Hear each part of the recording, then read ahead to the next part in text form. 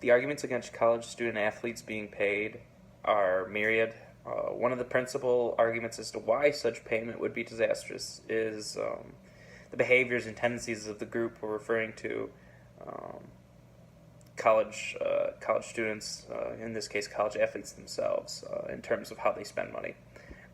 The argument against paying these individuals is simple, according to sports expert, talk show icon, and ESPN TV analyst, so an expert in the field, Colin Cowherd. He declares in a Bleacher Report article that was written by Mike Chiari, he was being interviewed, he declared that 90% of these college guys are going to spend it on tats, weed, kicks, Xboxes, beer, and swag. As such, using that expert opinion, the sheer amount of financial irresponsibility present within college athletes is the single greatest factor combating their potential payment. The fact that their actions would be attributable to the university for whom they perform is yet another reason as to why the argument for paying college athletes falls short. The sheer amount of the college's liability in this scenario would be too immense, and its involvement would be dangerous as well, for some reasons that I'm going to list right here. So, for example, like what university in their right mind would desire to have a formal insight committee or media attention directed at the woeful monetary decisions of their athletes, who are being who are on the university's payroll and as such would be expected by the university and members of the alumni and whatnot to behave in a fashion similar to that of other university faculty, say professors, whatnot. So they should be held to the same standards.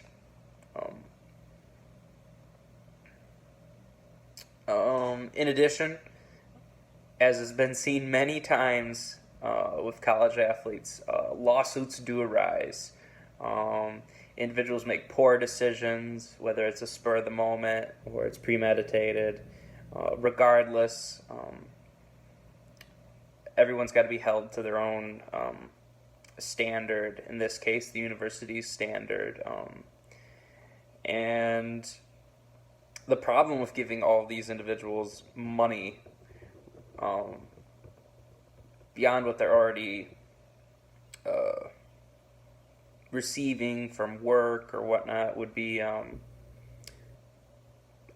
equally disastrous due to the fact that the amount of lawsuits and the money therein would just be astronomical.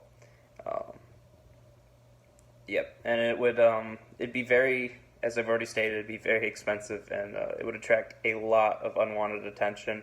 For example, if Michigan State, the Bulla case, famous MSU football player, was going to do very well in the Rose Bowl, but just before that occurred, he was involved in an instance, civil infraction. Nobody really knows what happened, but it was kind of swept under by the university. And scenarios like that would just occur all the time if college athletes were paid, because there'd just be too much liability in said scenario.